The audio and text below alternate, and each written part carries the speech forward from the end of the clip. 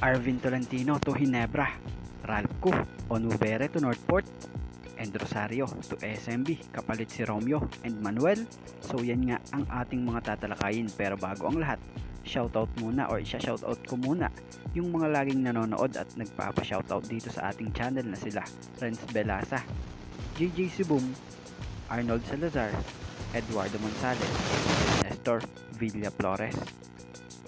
So may nabasa nga tayo rito na post na tong si Andrew Yu via PBA Insider News di umano na isang trade transaction nga raw. Nakapaloob rito na nais nga raw po matrade na ng Blackwater Bossing itong si Troy Rosario sa SMB dahil sa malapit na nga raw pong ma-expire ang kontrata nito. So yung sabi sa post rito na nireject nga raw di umano ni Rosario yung 2-year offer din sana. At batay pa nga raw dito sa isang interview kay Bossing head coach, we have offered to Troy a 2-year deal but Troy declined the offer. Sabi raw ni Troy, gusto niya subukan ang free agency at gusto nga raw nito mapunta sa contender na team. At alam nga raw nila na SMB ang gusto nitong paglaruan. So dahil nga raw di nila makumbinse o nakumbinse si Troy na mapapirma ng bagong kontrata sana, in-offer na nga lang raw nila ito sa SMB.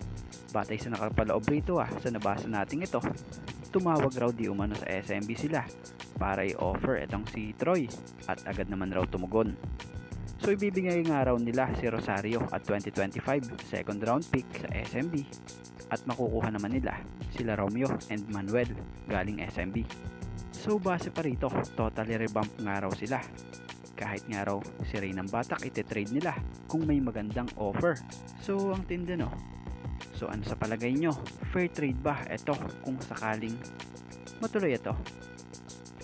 At mapunta naman tayo rito sa patungkol sa Northport team and Ginebra team dahil batay pa rin rito sa post pa rin nitong si Andrew Yu via PBA Insider News pa din.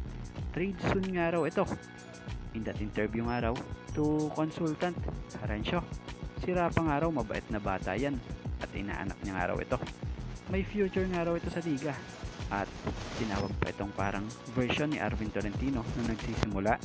Bukod pa dyan, tingin nga raw pwede naman raw ito sa team para ipalit kay Tolentino. Tsaka nga raw kailangan nila sa team ng shooter at big man. Siguro nga raw pwede si Rapa at Sydney for Arvin. So before nga raw Northport and Ginebra game, Rapa and Pido hug to each other. And well, ask Tolentino to coach team.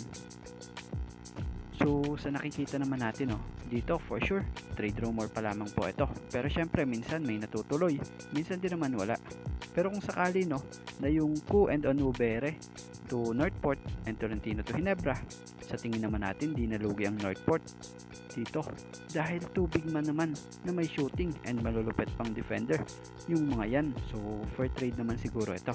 So sa nakikita naman natin kung sakali namang mapunta naman yung Tolentino sa Ginebra, may pupunan na nga po sa butas ng Ginebra sa wing dahil dalawang wing nga po ang wala sa Ginebra sa katauhan ni Gray at Malonzo na parehas pa nga rin pong injury.